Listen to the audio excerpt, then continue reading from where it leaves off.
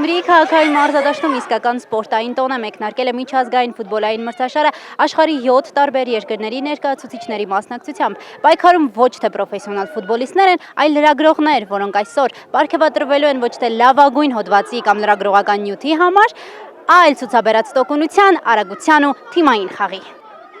Լրագրողների միջազգային ֆուտբոլային մրցաշարը ավելի քան 20 տարվա պատմություն ունի։ Այն ամենամյա է դարձել Լատվիայի շնորհիվ, որտեղ էլ անցկացվել է առաջին մրցաշարը։ Մարզական միջոցառումը միավորում է ֆուտբոլասեր լրագրողներին աշխարհի տարբեր երկրներից։ Գյումրին երրորդ հայկական քաղաքն է, որն ընդունեց այս տարվա մասնակից թիմերին։ Լրագրողներն ու օպերատորները, որոնք տարիներ շարունակ քաղաքային մարզադաշտում լուսաբանել են ֆուտբոլային իրադարձությունները, դաշտում խաղացողի գլխավոր դերում էին։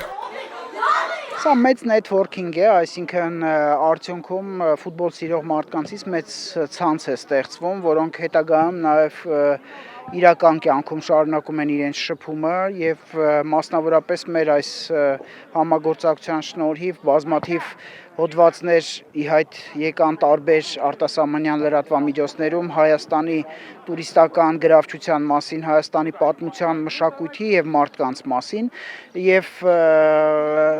այստեղ բազմաթիվ օտարերկրյա մարդիկ կան, ովքեր պարզապես արդեն սիրում են Հայաստանը։ Մարզադաշտը 3 մասի էին բաժանել մրցող թիմերը՝ Ռումինիայի, Հունգարիայի, Ղազախստանի, Վրաստանի, Մոլդովայի, Հայաստանի լրագրողների հավաքականներն ու Գյումրիի թիմը ուժերն են փորձում 20 րոպեանոց խաղերով։ Բացակայում էր Իսրայելի թիմը, երկրում տիրող ռազմաքաղաքական դրության պատճառով մրցաշարին չէին մասնակցում։ Իսկ դաշտում համերաշխ մթնոլորտ էր, մասնակիցները միաժամանակ խաղում էին, կիսվում խաղավարության փորձով։ Պրոֆեսիոնալներ չկան, բոլորը սիրողական մակարդակի խաղացողներ են։ Միգուցե նախկինում զբաղվել են ֆուտբոլով, բայց հիմա գործող ֆուտբոլիստներ չկան, դա խստիվ արգելված է։ Կան պատկառելի տարիքով լրագրողներ, որոնց համար տեղաշարժվելը դժվար է, բայց նրանք միևնույն է հաճույք ստանում են։ Այնպես որ տարբեր տարիքի, տարբեր ֆիզիկական վիճակի խաղացողներ կան, այս ամենի հանրագումարում շատ հետաքրքիր խաղեր ստացվում։ We were involved in this very special Մրցաշարը մեծ ներդրում ու կարևոր իրադարձություն է սպորտի աշխարհում։ Արդեն մասնակցել ենք Լատվիայում, Վրաստանում, Եգիպտոսում, Մոլդովայում կայացած խաղերին, իսկ հիմա առաջին անգամ ես ու Հունգարիայի իմ թիմը Հայաստանում ենք։ Մենք շատ երջանիկ ենք այստեղ գտնվելու եւ մեր հայ գործընկերներին հանդիպելու համար։ Սա ֆանտաստիկ իրադարձություն է, մենք կարևորում ենք միջազգային նման հաղորդակցությունն ու հույս հայտնում, որ նորից կգանք Հայաստան։ Ֆուտբոլը երևի այն եզակի մազացիվն է, որը իր գեղեցկությամբ, իր դիտարժանությամբ համախմբում է ազգեր, երկրներ, եւ այդ առումով ֆուտբոլի դեմ մրցակից ոչ մի մազացիվ չկա։ Ճիշտ է, մենք Հայաստանում հիմնականում